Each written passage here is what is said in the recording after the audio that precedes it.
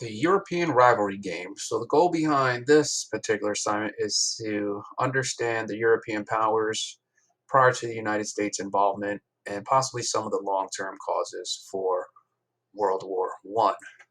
So as we see here, this game is played between four students, each playing the role of one of these four nations: Germany, French, Britain, Austria. And we can also play this, you know, using remote. So if we do decide to do it this way, this could be a group. Game one is a group of four students. Game two is a group of four students. So we'll see. So how this kind of plays out. When we play this particular game, it's supposed to be a card game, and so these are all of the cards that are available right here. All of these cards are not available to every particular player. As you can see, Germany has 0 alliance, 0 prestige, and global influence. They don't have pride in any of these items, and it looks like pretty much French uh, and British players have the bulk of the cards, and Austria is also lacking. So we want to lay out the board in this particular fashion using the desk, and you want to distribute the cards. So at this particular point, none have an African colony, so we don't want to give anybody the Africa card. We want to distribute one tank to each that's here. So we want to basically take the cards and we want to make sure that they are kind of given to the correct player.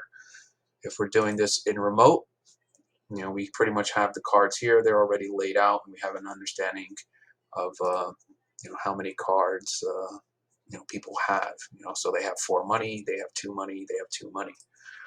Anyway, so the game is pretty simple. You want to lay out the board like this.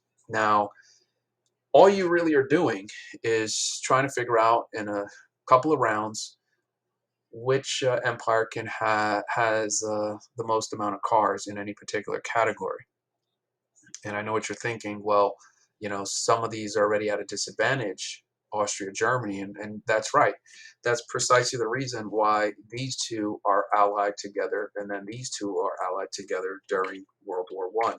It's a result of what I'm trying to get you to think about here. So when you play the game, pretty much what we're doing is, unless you are directed to do so, everybody's picking 1, 2, 3, 4. These are the only 4 cards you're allowed to pick from once the cards are distributed.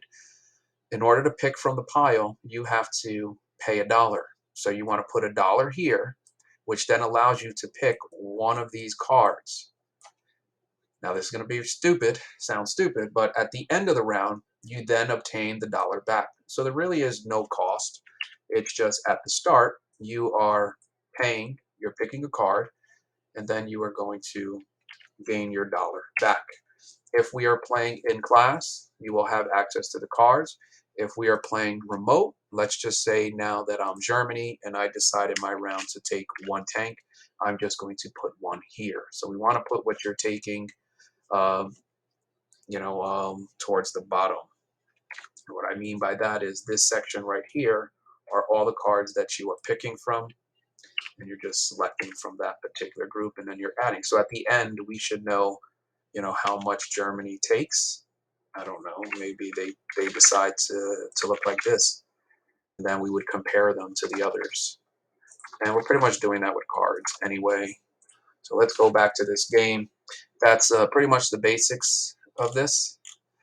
On your mark, get set, go. Now keep in mind, round 1, France gives Alsace-Lorraine and the Rhineland card to Germany. So those cards get taken away.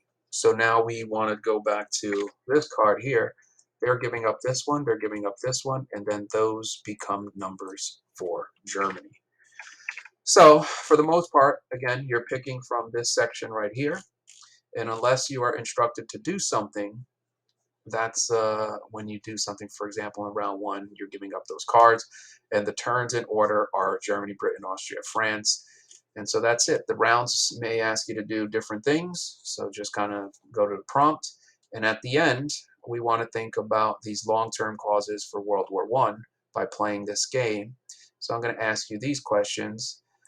This game was designed to get you to think about World War I, European causes. Create a list of World War I European causes using only the game. So I want you to think about this particular question as we continue with the note.